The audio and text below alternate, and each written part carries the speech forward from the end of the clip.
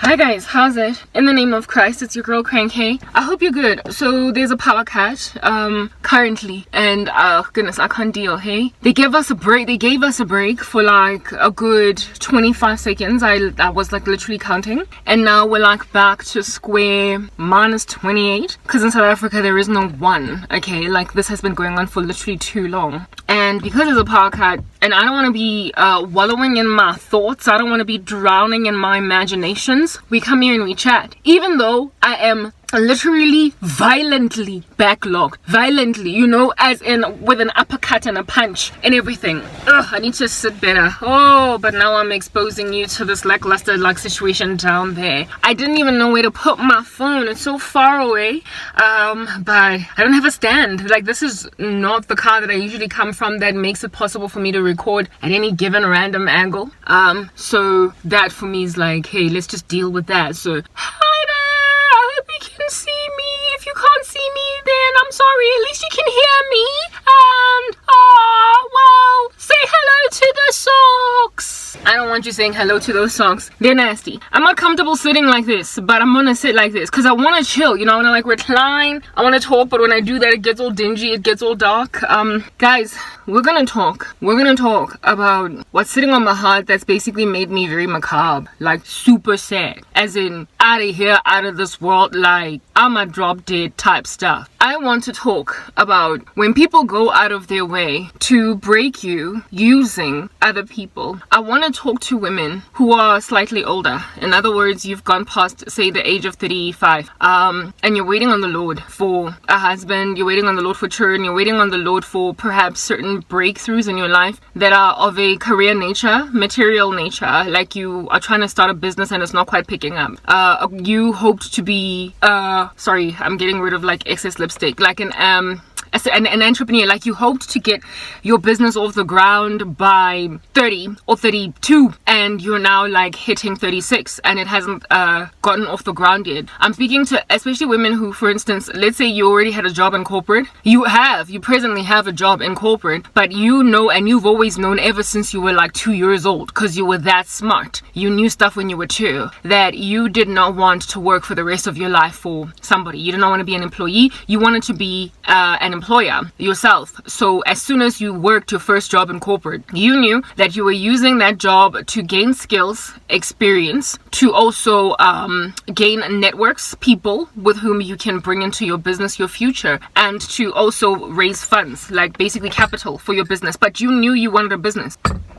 Woo, coffee, and it's got cayenne pepper, y'all. Anyway, y'all, you knew that this is what you wanted, but life did not quite work out that way, and you knew that you wanted this by the age, like before 30. You were like, before the age of 30, I need to be running my own concern. And here it is that you're like 34, 35, and it's still really hard knock. I'm speaking to women like those in a lot of careers. I'm also speaking to women like those in a lot of just desire, like the things that we desire a lot as women generally. Husbands, children, all that jazz. We all know that in the 21st century, everybody's getting married later, and there is quite a horrible statistic in terms of marriage period, especially in the Black community. They don't marry us for whatever reason, and we're not going to get into a discussion about men right now, but we're going to get into a discussion about women who are struggling. I'm talking to those ladies, okay, because I am one of them. I wanted my own going concern. I wanted to start a consultancy firm of some sort where I would be giving advice, sort of kind of like along the track of management consultancy. I wanted to improve business processes for organizations. I imagined myself very innovative in that regard. I think I've got a way about improving systems and processes, ways of I've got a very efficient mindset. I know how to like cut out fat and lean up stuff, like generally in whatever regard, like be it in a house, be it in a kiddies party, be it a baby shower, be it even a business. And when I got to corporate, I always used to find these inefficiencies, funny little bobbies that I would pick up in the business that I was working for, that I was like, but we can do without this, we can do without it, like how about we lean this up? But because I was young and I was on the come up, it was very difficult to get myself heard. And the amount of competition, I'm from South Africa, it's ugly. The amount of competition among especially women in corporate and the misogyny in the men is so through the roof that when you give your opinion to a man, they will just brush it off as whatever, a woman is talking. And if you give it to a woman, they will like bite their fingernails and want to, and like literally have the shakes, a whole bunch of anxiety all up in your grill, smile in your face, act as if though they support your idea, and then next time you talk about it, they act as if though they've got amnesia, like selective hearing. Nobody pushes your agenda. So I could not get anything done. The only way that you could successfully get anything done was if in and of yourself you made it into like a management position, an upper middle management position, and within this upper middle management position you had clout and leg room leeway enabled you by your boss to make business changes, decisions that will be effected. Why? Because now you're boss lady. But from a position, a vantage point where you're still like in a position to rather give advice or rather put a suggestion forward, from there you can forget about it, especially when you're young, especially when you're on the come up, especially when you're black, especially when you're a woman, especially if as well maybe you got something going for yourself, like you're pretty or whatever. Just on envy alone you will be ignored like you're not that smart, like as if though what it is that got you interviewed in the first place doesn't matter anymore, got you that job in the first place doesn't matter anymore. Those are the disquieting things that happen with young black women. I lost my whole career, everything, at the age of 29, and when I was 29 I was like literally 2 seconds away from that upper middle management job. I was a program manager, right? But I was within a matrix organization, so no one actually directly reported into me as boss lady, but they did report into my program and into my projects. So I got a lot of attitude on the ground because people imagine that I'm not their line boss, so they can just ignore me. I, however, was in like a matter of a year or two, would have found myself finally able to change things as I desire, because I would be boss lady now. Never got there because everybody pulled the rug from underneath my feet. So all my innovative ideas and my ideals and the hopes that I had for the future were just swept away by a wild tsunami of envy, jealousy mixed with Christian persecution. And 8 years down the line, I still am nowhere. I have lost everything. I have nowhere to look, nothing to do, and my family members don't care. They put me in this position, frankly, so it is no wonder they don't care. So I'm nobody today, at least according to the standards of this world.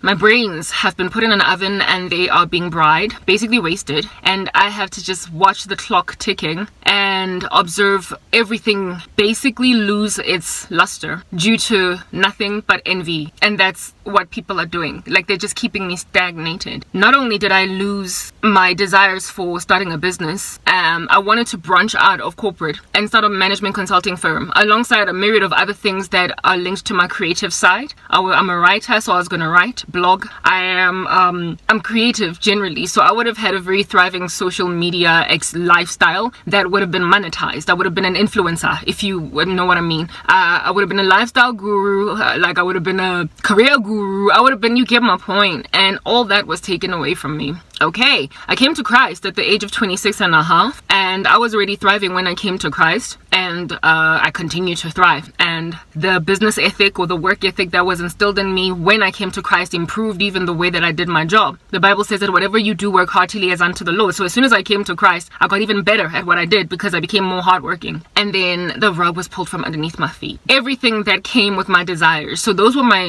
hopes and ideals in not marriage. Not marriage. What is this? Career. But of course, I also wanted to get married. I wanted children, lots of them. Ever since I was very young, I've always had this number 7. For me, it was like big, fat, chunky, lucky number 7, or let's just call it blessed number 7. I wanted 7 children, and I wanted to pop all of them out of my womb, whether or not they came in twins or triplets or 7 whole pregnancies. I wanted that, and it's the reason also why I wanted to start a business, so I could have leisure and freedom to be pregnant all 9 months and take all 9 months off. I never wanted to be one of those waddling duckies, heavily pregnant women in corporate walking up and down telling people what's going on. I wanted a business so I could have the leg room to be a good wife and a good mom. I wanted it all, basically.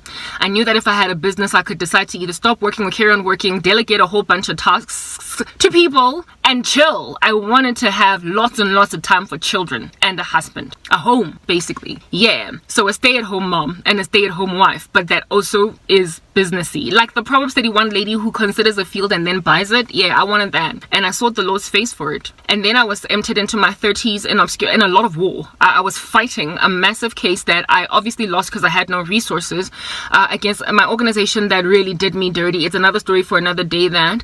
And then I had to watch tick tock 8 of the coming years of my 30s just get withered away.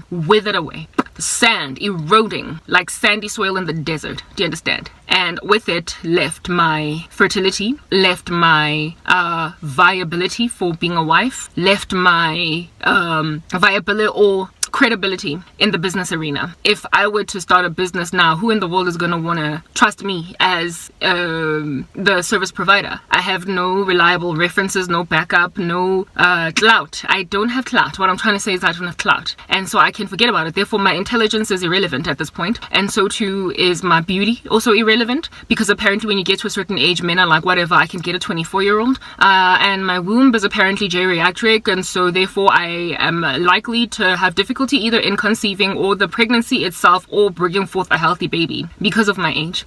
I never intended to freeze my eggs because I just thought that I was going to be having those babies while they were still viable.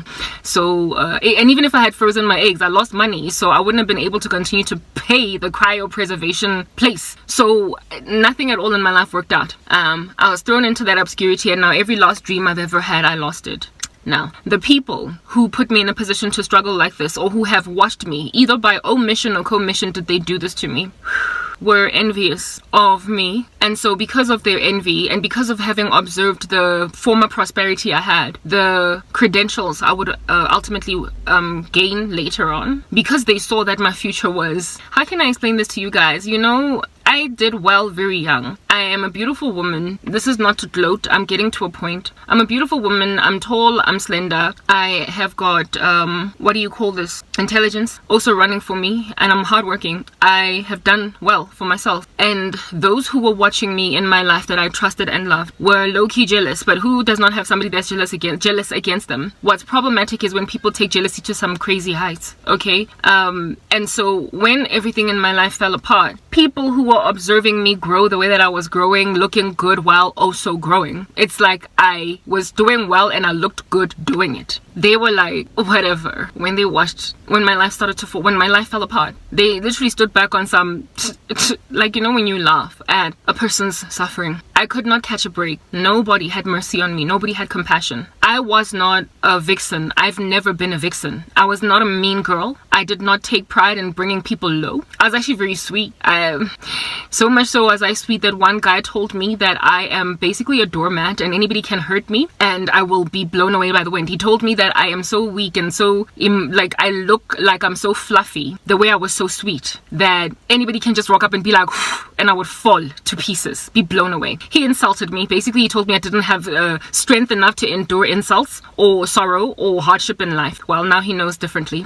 If at all he's watching me among the people who did break me. But that guy only came up with that conclusion about me as he was just scanning my life based on how sweet I was. I just never fought with people. I never backbit. I was never the kind of person to raise my voice. I was always the sweet type girl. Yeah, so I did not have this coming because I had burnt any bridges, hurt anybody, made anyone feel unimportant, unimpressive because of what I said. No, never. I was never that girl. I couldn't get into a confrontation. I've never had a single physical fight in my life, other than with my older sister when we were kids.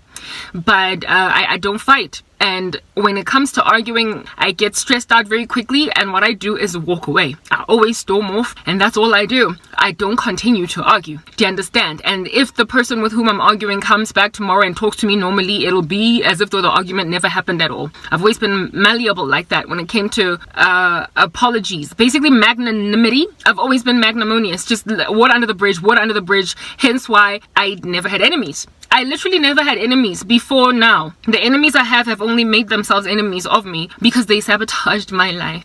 Anyway, so for everybody around me to just watch me fall like that with a thud, like from a skyscraper getting pushed off, and they just like, And all the way in the run up to me landing, they could have hooked up an inflatable sort of kind of like shock absorbing balloon on the floor. They could have tried to catch me midway using their helicopters. They could have thrown me a life buoy. They could have put on me like bouncy suit. Literally, they had so much time to help. So much time to help, so much, and they just stood back. Literally, they all just stood back and they watched me, and that was inspired by nothing but envy. The Bible says anger is overwhelming and fury is a flood, but who can stand before jealousy? Every last one of my friends and family members, including my mother and my immediate sisters, watched me. And even after landing with a thud and my bones being crushed, they still stood there and did not call the paramedics. They did not try to pick my body up from the pavement. Nothing. They just left me there to have crowds gather around my cadaver and basically be like, oh my goodness, what happened? Yar, a woman has fallen to her demise. No ambulances, sirens came, no coroners, nothing. I was left there like a carcass, like the carcass of an animal on the side of the road that nobody cares to even call the local municipality to come and collect because it's not a human being. When a person dies, a human being, when they die, ambulances, coroners come and they pick up their body because it's very grieving to watch a dead body just stay there dead, especially when you're not in the middle of a war, right? So people always deal with human bodies quickly, right? I just recently found out that, you know, that drying up lake called Lake Mead in the United States, they have been finding dead bodies there. Now that it's drying up, you know, the water levels are going down and they keep on discovering these late people that died, however it is that might have happened, whatever it is that might have happened that tragically took their lives away, they drowned or whatever. Yeah, okay.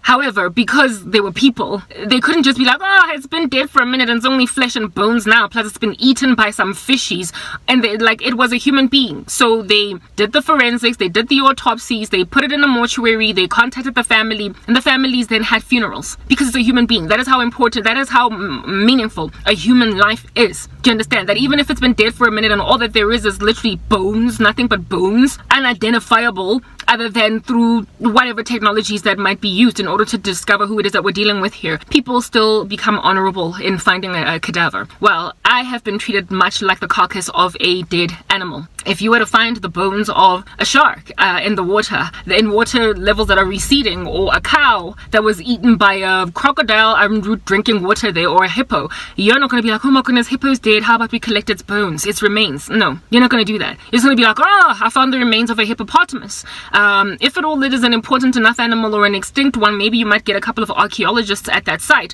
but for the better part of the time, people just walk past carcasses of animals.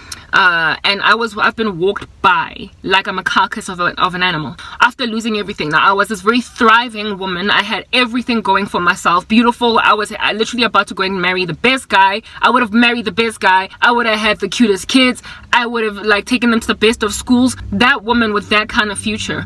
All of my friends and family members watched me not only die, but they also allowed people to watch me waste. And all these people, all they could ask was, whose daughter is she? What is she doing? And based on the way that my family members just looked at me get consumed by scavengers on the side of the road as a carcass, based on the apathy of my family, everybody else then was apathetic. It's almost as if they were like, if her own mom doesn't care, then why should I care? People imagine that it was normal for me to be left in this state because they couldn't understand why everyone in my life was leaving me. You know, one of those the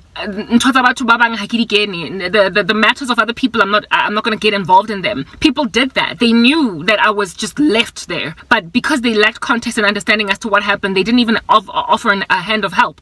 To them, it was like her own family members know why she's left like this. Basically, I was called guilty, even though I was innocent. Guilty before being proven innocent. And there are people who are like that in this world, who are such derelicts, such miscreants, like they've been such big problems in their families that they're not just left to live out the rest of their lives. Whether they live or they die, family members are like, we've tried, because they're junkies, they're drug addicts, they are criminals, they're gangsters, and nobody can counsel them differently. I have been treated like a junkie, a drug addict, a gangster, a person that has just got such a a worthless lifestyle, that despite all manner and kinds of interventions, nothing has helped. And so everybody's just watching me because she's chosen that life for herself. I'm being looked at that way. If like strangers like glide by my situation, greet and move on, but nobody concerns themselves over why I'm sitting here going nowhere, because of the way that my family members are so blasé. They're so nonchalant about me that they cause everybody else to second guess basically the confusion of my stagnancy. Everything that causes people to crease their foreheads, they eventually smooth out their faces, because if a mom is doing it, then there must be a reason. So I would die with my family members knowing exactly what is the truth about me, but everybody else being like, I guess the girl that was a deadbeat loser sitting around doing nothing has died now. There would be no sorrow in anybody, not too extreme a sorrow level. My obituary would be menacing. It would be embarrassing. Basically, I would be this person with an emptiness from like a particular time up until that time I died, to a point where my funeral would basically be embarrassing, because I would have done nothing for the last 10 years or before I died. My whole family and friends would have attended that kind of funeral and acted like, I guess she died. I guess she, dropped the bucket at 39. I guess she dropped the bucket at 41. I guess she dropped the bucket at 38. They would have acted normally around those who would attend my funeral with no context. Like I said, a carcass. Speaking of carcasses of which that are sitting on the side of the road, unaccounted for and also uncollected by coroners, you are gonna get what? Encircling them, scavengers. You're gonna get hyenas, you're gonna get vultures, you're gonna get all different kinds of things that love to eat dead things. So if I tell you the number of men that have come into my space and basically tried to eat me like I am a dead thing on the side of the street, guys, I've dated in my life before. As a Christian, I've only been with 2 guys. Both of them lasted literally 5 seconds in my life because they were unbelieving. Even though they started out talking about Jesus, I wouldn't even consider them at all if I didn't believe they were Christian at first. And one of these men, he was tattering my chance. He was taking a chance. He was playing a lottery. He obviously was gonna bumper. I was employed at the time. I was able to just move on because I realized he was just a no-brainer, and I was okay on the other side. He did not harass me, abuse me, or treat me in such a violent way that I would be traumatized by him. He was, one of those, he was a loser that came into my life and left, like whatever. You don't break too much of a sweat or think too much about him. You're not traumatized. You don't have lofty opinions about how all man ain't jack because of him. He was a no-brainer, but he did not cause me any lasting sorrow, because I was still okay working at the time that I dated him. I recently came out of a brief relationship, and it was only brief because this guy decided to ghost me. And this dude, guys, the most recent one, my goodness, the mistreatment, the abuse, the kind of thing that would cause you to be like, oh man ain't jack, the kind of thing that would cause a severe amount of post-traumatic stress, like trauma. Like if you come out of a relationship where you've been beaten up by a man, you were basically almost killed by a man, you were dragged through the mud, you were cheated on and given HIV by a man. I mean, that's the kind of stuff that would cause a woman PTSD lingering well into the future, where she would end up basically writing off all men. This man did that to me, and the reason why he treated me so horrendously, thank God he was far away. This man is in the US, guys. If this man was in South Africa, I'm pretty sure he would have come right here where I live. And because of the fact that I walked out and I got to a point in a conviction where I was like, no, I can't do this, he would have been like over my dead body and rocked up, killed me, and then turned the gun on himself. Only thing that is protecting me from this man is the fact that I am all the way in South Africa and he does not have the GPS coordinates of where I stay. I am only safe because it was a long distance. Because of the amount of spiritual attack he has slapped me with using sorcery. He has put death curses on me. He has concocted a witchcraft spell from what the Lord has shown me to take away my beauty, to bring some kind of fast aging on my face. He has hooked up witchcraft against my future marriage, so that I can never ever meet another man. Yeah, just horrible witchcraft, and I'm still very much under attack right now. If it wasn't for this man's current attack in my life, I would have just continued to clean the house during the podcast. But because I am so severely attacked by the devils that he has sent me, I have to keep busy. So I don't think. So I don't just sit still and listen to what these demons are trying to do. During a season of the operation of sorcery, you get that badly attacked, and the best thing out of it, the best way, is to be busy, routine, and be awake for as long as you possibly can, so that by the time you go to bed and sleep, you're out like a light. There is no room for you to be sitting idly by quietly with nothing going on. If you try to sleep and you have got insomnia, you will get wrenched by these devils out of sleep. And that is how my life has been. I have been doing 16, 17, 18-hour days where I only sleep for like 4 to 5 hours because of the fact that if I don't sleep when I am violently exhausted, I will be attacked, harassed by these entities while I'm still lying in bed trying to fall asleep. I basically need to like lights out like a log. And what power cuts mean for me is that sometimes I have to sit around just staring into air.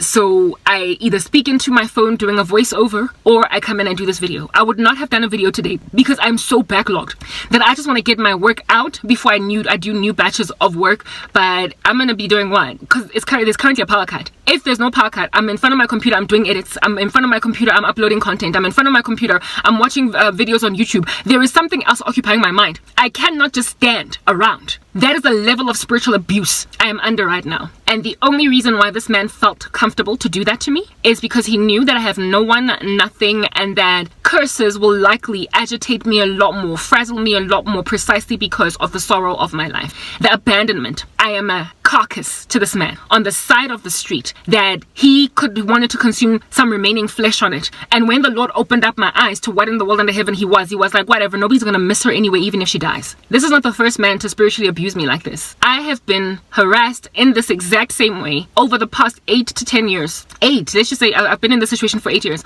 by every man that has come into my space. I tried to count. There was that man, there was that guy, there was that guy, there was that guy, there was that guy. Oh, goodness, about 6 men in these 8 years that all came in, and because of not being able to get something from me, however, being able to observe my life conditions, basically turned murderer on me. I have been nearly killed. I've been death cursed by 3 men out of the 6 that I've counted. 3 of them have thrown death curses at me.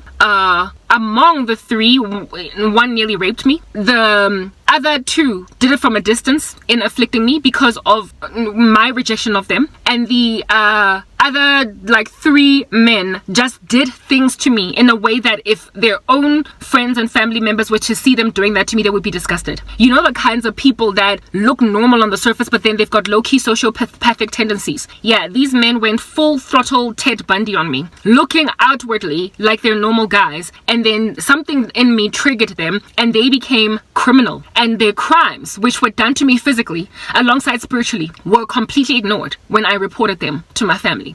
The crimes were ignored. The guy who nearly raped me, I told my mom. They accused me of flirting with him. They did nothing. They stood back.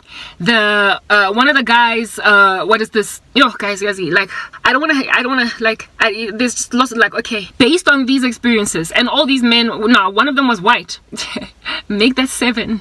One of them was white, and he was my landlord. At the very beginning of my struggle, I still had an apartment, and this landlord came to find out I met with hardship and went from day to night, overnight, and he harassed me. He had, I don't know if he was into black women or if he fetishized them, but he had a sexual thing about him where I was concerned. And when I started to lament about issues in the house, he started to like just drag his feet and make suggestive statements on some, if you want me to come fix it, what's in it, like, yo guys. And I was like, but you're my landlord, this is your house, fix it. And I ended up moving out of that same property without him ever fixing any of the issues there. He only fixed them once I was out.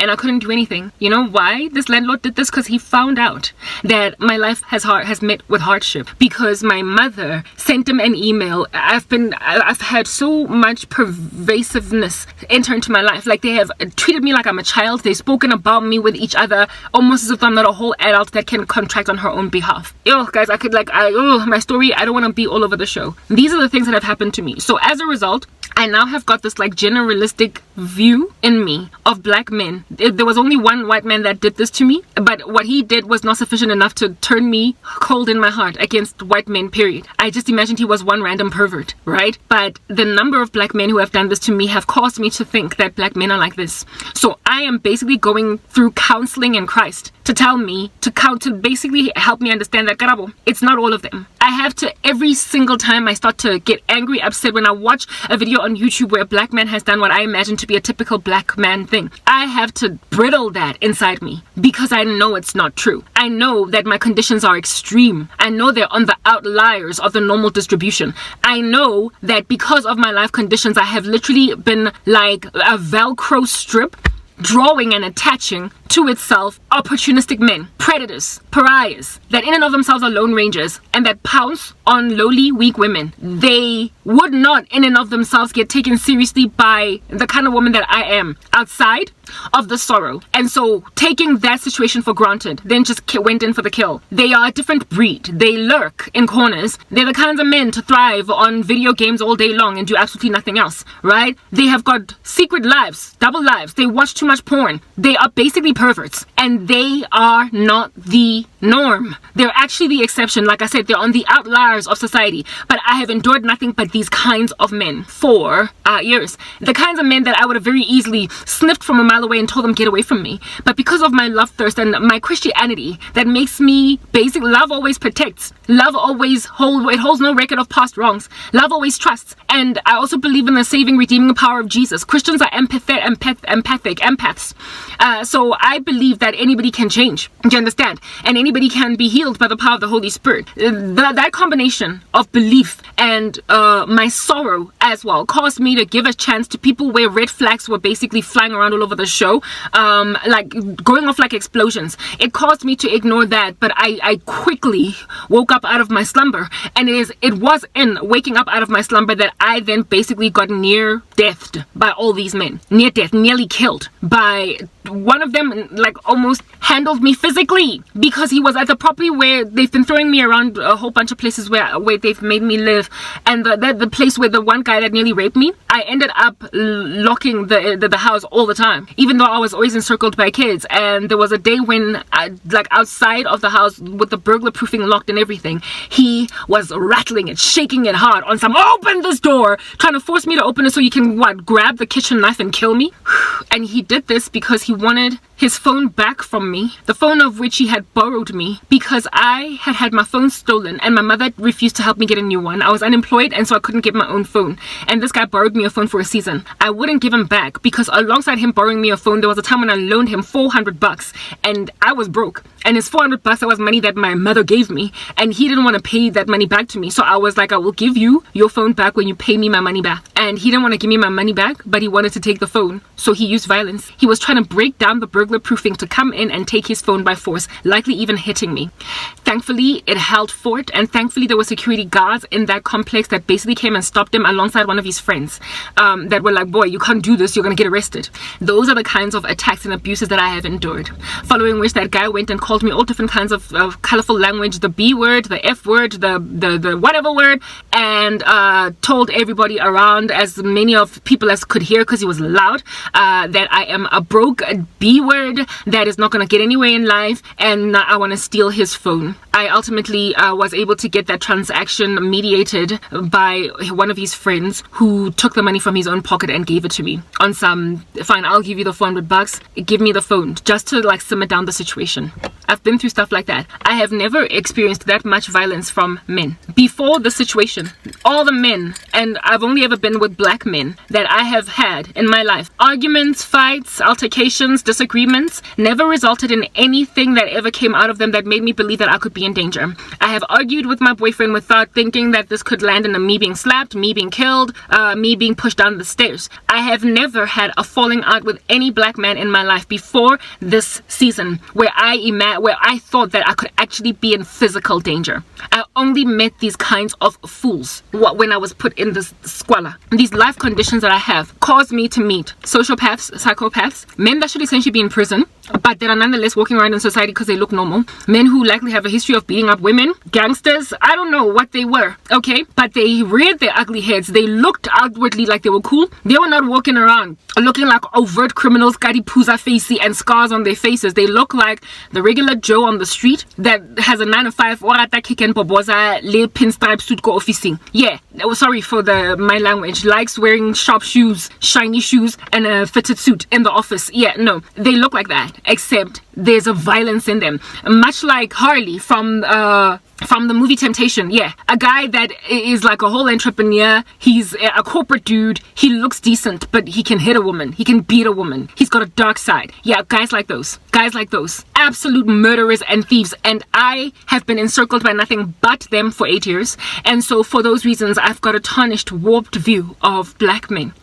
Where before, I never have ever endured this kind of violence. Guys, I have been, back in the day when I was fornicating, I have been in bed literally teasing guys, okay? And then when they get to a certain point, I'd tell them, no, I don't want to have sex. And the guys would be like, my goodness, you're such a tease. Never did they, since I was already in their bed, decide to rape me anyway. I have taken so many risks with black men. That's how much I trusted them. And not once did I ever get raped, despite me, like I said, teasing them. Never have I ever been slapped, even though sometimes I could be feisty. Never have I ever experienced anything of that nature until I got put in a lowly position. Therefore, men, women, it makes such a huge difference in the lives of your daughters when you are there for them. It makes such, like South Africa, there's like a bad problem with gender-based violence here. I bet you right now the problem would likely dissipate if all the women that have been killed by men, all the women that have been raped, massacred, beaten by men, put in hospital, put in wheelchairs by men, if they had serving friends and family around them, men and women alike, the stats would significantly decline. But I am a woman living in South Africa right now, where we've got the highest, apparently it is the worst country, South Africa, to live in as a woman, right? The gender-based violence in this nation is through the roof. It's skyrocketing. And I now can understand, I can account for the death of Tshekgofatso Pule, I can account for the death of Karabo Mokoena, the death of Uyinene Mrechana, I can account for the death of Naledi Pangindawo, all these women that keep on dropping like flies at the hands of violent men. I can guarantee you that likely why it is that these women ended up dead, especially the ones that were killed by boyfriends, Francis Rasuche, probably did not have sufficient support from moms, dads, uncles, aunties, friends. Did not have their back enough. Envy, guys, jealousy against women, like your friends that envy you to a point of just watching you be. Literally allow you to date men they can see are rubbish from a mile away. They allow you, they don't give you right counsel, they don't encircle you with protection. Another thing about these men is, I mean, dark things lurk in the night, guys, and dark things like to do things in the dark, behind veils, behind smoke screens of opaque smoke screens that veil their thing that they are naturally. So the more transparently protected a woman is by a father figure, a mother figure, a father, a sister figure, or sister for real, the more there are eyes basically on a woman, the more people are looking at the interests of Karabo, whether they are friends, family, brother, sister, uncle, whoever, the more she's being looked at with care and concern, the more these types of lurking in the wild, pouncing, beastly men will stay away. I like to use the analogy of like a child playing in the garden at their home, or on the street, not on the street, but in the park, really, while mom or dad or nanny are watching them on the playground, while your eyes are on this child as they are going down the swing. No matter how many lurking monsters might be around, they are not going to very easily just pounce on that kid and run off. They are going to wait for you to be distracted. They are going to wait for you to go down and grab your coffee. They're going to wait for you to basically say to the woman sitting next door to you, can you please look at my kid? I want to go use the bathroom. They are going to wait for a moment of compromise in your, very focused, hawky, looking at the situation, such circumstance, and they are then going to go in for the kill at a moment of your weakness, or a moment of your disregard or your negligence for that season. Yeah. So a woman is similar indeed to that child on the school playground. You don't have to have this nanny literally standing right next to you on the swing as you go down. They can be a good 3 or 4 or 5 meters away, sitting on a park bench just watching you play, and these guys will stay away. You don't have to be in the immediate environment, meaning that even spending time alone with these abusive men, going on dates with them, can still get you protected, saved, insofar as you have sufficient protection in your life. They tend to be careful, wonder who knows about them. They are careful of the opinion of society around them. They don't want to get embarrassed. A lot of them, I get really lurk behind smoke screen. They hide behind the veil of normalness. They have a normal look outwardly. They don't look like bandits. Only think about Ted Bundy. Just think about Ted Bundy. Moses Sithole, that serial killer wako Nazareth, he had a wife and kids and everything in a community that trusted him. They tend to look normal. So the more a woman is looked at by everyone around, the more he can be identified, the more he can be discovered, the more people can be like, I saw her with this guy, the less likely this man is going to go and grab a knife and stab. The less likely. So if a guy has even in the slightest some kind of belief that he can get away with murder, he's going to go in for the kill. And the thing that makes them believe they can get away with murder is the belief that this woman is abandoned, isolated, and that nobody saw them do it. Nobody suspected them. And you know when these guys get to find this out? When they look at interactions between you and your best friend, interactions between you and your sister, interactions between you and your mom, interactions between you and your dad, your uncles, the men in your life and the women. They look at those interactions, and if they at all pick up apathy from uncle, apathy from mom, or a nonchalant, blasé, or jealous attitude from best friend, they are going to imagine you don't care enough about them to even notice that he's a psychopath. But sadly, enough to warn this woman against this man. Sadly, however, these women, and men, especially women, okay, in the lives of women, they tend to know when you're with a wicked guy. But jealousy will cause a best friend to not tell her girl that, hey girl, but this dude has a criminal streak. He had a girlfriend that he used to slap silly 2 years ago, or he's HIV positive and he's spreading it, or you get my point. Like, I have a female family member that contracted HIV after being introduced to an HIV positive man that was actively spreading it, and she knew when she was introduced to this man by one of her closest friends, and this closest friend knew that this guy was not only sick but actively spreading it. It's over now. She's got the virus and she has got to continue taking medication for the rest of her life. Women are that jealous of other women. Enough for them to not let you know when you are dating a guy that beat up his ex-wife or his ex-girlfriend until she got to hospital. They will not tell you despite having that information. So if at all a guy comes into your life that is, for instance, busy spreading HIV, and he knows your cousin, and your cousin knows his history, but your cousin doesn't tell you, what does this guy think? This guy thinks her cousin knows that I'm sick and I'm spreading it, but she did not even tell her own cousin. That's when they feel they can just kill. They imagine if she dies, nobody's gonna miss her. If she gets hurt, no one is gonna comfort her. And on top of that, nobody is going to either suspect I did it because nobody was even like careful to observe this enough to know that it was me, or they're not gonna report it because they don't care about her. Except they're mistaken about the fact that no one cares about her. It's just that people, when they're busy walking in their jealousy, are happy to watch a woman get taken to the slaughter by a bad man because they think it's not going to land or result in slaughter. They don't think it's going to end up in murder. They don't think that they're going to end up having to bury their daughter or their best friend or their former colleague. They don't think it's going to end up in RIP until the woman is dead. And the best friend is sitting in a corner knowing what she did. Silly little hypocrite coming to the funeral, groveling, crying like a dog. Until my best friend Yam is gone. Except, girl, you not only watched your girl enter into a relationship with a sociopath known, you also stood back when this guy increasingly became violent. Which is why I have got such a big fat problem against the hashtag and my next hashtag men are trash thing that is doing its rounds on social media. Every time after a woman dies from gender-based violence in this country, it's like women, especially women, could have done a lot more to prevent this woman's death by simply being there for her, covering her as a shield. But because of jealousy, they stood back and they watched her date literally an ominous little freak that should not have been in her life. And they keep on giving her advice. Guys, you know, my ex-boyfriend who has slapped the living daylights out of me with witchcraft. He was a bad man. He was ominous from the get-go. And I even told my cousin when I first started dating him that something about him feels criminal. I'm not sure. After I broke up with this guy that used to steal money from me, my mother was like, but that's my kwenyane, that's basically groom. Despite me telling her, but this man has stolen money from me, my cousin tried to negotiate for me to get back together with him. And I was like, but you know what the guy did to me? Basically, even after I gave him information, so I reached my own conviction as to the fact that this guy needs to go. Like he makes no sense at all. And I told my closest female colleagues, not colleagues, sorry, but people that I know, closest female company, right, that I had. I told them, and they just were like, ah, but no man, come on, but he's not that bad. And I'm like, are you serious?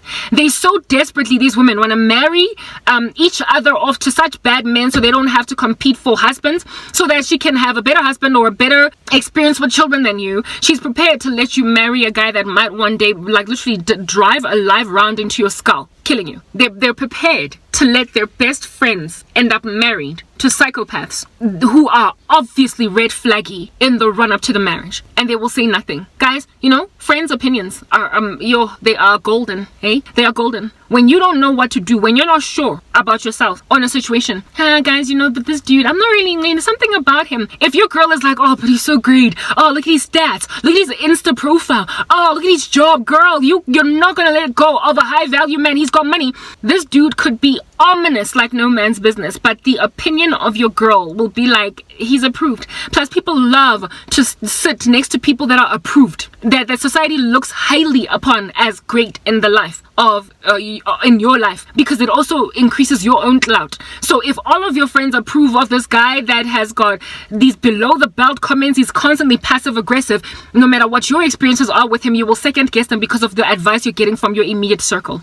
So women stay with bad men even though they know deep down they have to leave. Opinions matter, company matters, and these guys are smarter than you think. They're observant and they look at your environment and based on it act. So many of these ladies that get murdered end up dead, I believe, frankly, because of the fact that these guys took for granted that they could kill these ladies and get away with it. They properly believed that they could get away with it. Oh goodness, I'm being interrupted, guys. I gotta go.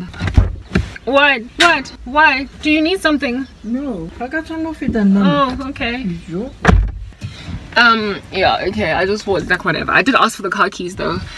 Yeah, so so these guys know, like they basically observe your environment and then imagine that they can do a strange thing. So I am presently being attacked, harassed, abused, lambasted by a man at present because he imagines nobody's gonna miss me. Is he right? No, he's not. These women would only cry, moan, grovel, snot and trana basically coming out of their noses and eyes at my funeral. I would be a heavy burden that had been neglected and abandoned, and nothing but jealousy, nothing but envy would have inspired these ladies to leave me like that. My family members, do they love me? Biblically, no. Biblically, no. Because love is patient, it's kind, it serves, it is not self-seeking, it holds no record of past wrongs, it always trusts, it always protects. So biblically, no, they don't love me. But emotionally, they would probably be devastated if I died. Especially if I decided to commit suicide because this guy's death curse has worked. So these are people that are hoping that they are not going to bear ramifications of their actions that are to the very nth degree. They hope that the worst case scenario doesn't happen. They walk in their envy so exorbitantly that all they sit on is finger crossing hope that she's not going to kill herself because I ignored her. They just hope that she's not going to get killed by her boyfriend because I didn't warn her he's a freak. If I did not have Jesus Christ, if I did not have angels of God bearing me up that I might not strike my foot against a stone, if I did not have the promise of 1,000 falling on my left and 10,000 on my right, and therefore it will not come near me, if I did not have power to trample on serpents and scorpions and over all the power of the enemy, if I did not have power to overcome the gates of Hades that shall never prevail against the church, if I was the kind of person that because I'm not indwelt by the Holy Spirit and so therefore every weapon formed against me can prosper, if I could not refute every argument and every lofty pretension that exalts itself above the Most High and hold into captivity every thought to the obedience of Jesus Christ, if I had no Holy Spirit, if I did not have supernatural protection in this season, if I did not gain the wisdom of the Lord to listen to Him and none other but Him, if I did not fear Christ enough to know that I cannot commit suicide, if I did not have basically Jesus Christ, I would be dead and I would be mourned severely. I would have shattered many a heart from simply hanging on a noose, swinging like a pendulum on it because I killed myself finally due to neglect, abandonment, harassment, and disregard. I would have either killed myself or been killed by a man because I lingered in a situation too long for me to survive it. I would have eventually gotten murdered. Like this guy, for instance, in the US, he would have either come to me or organized for me to go to him. And because he would have now had me in his clutch, the smallest little, if he could kill me spiritually from so far, I understand that this is a man that would not that would not hesitate to drive a knife into me physically when he sees me if we had an altercation. He had a short fuse, but I would have ignored all those red flags, and in ignoring all of those red flags would have found myself hooking up, connecting in the physical world with a man that would have ended up taking my life. This guy, his short fuse was apparent from the very get-go. Do you understand? But I wanted to ignore it. How did God deliver me from that situation? Believe it or not, it wasn't even me. It wasn't me. I did not suddenly reach conviction that this needs to stop. I knew the Holy Spirit kept on spurring in my heart. Karabo, get out, red flags, get out, red flags. An ambulance, wee. Basically, those ambulances I was crying need to come my way came, but it was spiritual. Basically, that buoyant balloon at the bottom, that inflatable sort of kind of jumping castle at the bottom that catches my body, that happened spiritually. The rope that was thrown me that I might catch it so I don't land with that at the bottom, that was given me from the spirit realm. I was rescued from being a carcass, something that was consumed by vultures, supernaturally. All these guys that afflicted me in this way only ended up harassing me from a distance after God himself had shoved them. He made them so horrible that I ended up getting the one situation, for instance, the guy at the phone the one that was rattling the burglar proofing, he started out as a friend and he was in my immediate environment. How I found out that he was a dangerous man was because the phone that he gave me, that he had borrowed me, lent me. Oh my goodness. I went through it. I imagine that whatever content is in there, I mean, he's comfortable to share it with me, right? Because why give it to me? He had erased indeed everything in his phone except voice recordings. There was this archive of voice recordings in the phone that I found myself in. And I clicked on them, and the first few of them were just him talking with his boys, him recording himself, rapping into the phone, stupid stuff. And then I encountered one where he had recorded himself. It was a voice though. So it wasn't an audio visual, but just an audio. He had recorded himself verbally and physically abusing his screaming baby mama. You could hear her being thrown against things and like plates breaking, her hitting cupboards, and her being like, but I wanna, this woman was basically not only begging for him to stop, but she was begging for him to rather love her. She was begging for him to stop hitting her and rather love her. So basically she was one of those victims of abuse that are groveling at the feet of their abuser. She was trauma bonded to him. She didn't want him to leave, but he was busy beating her up.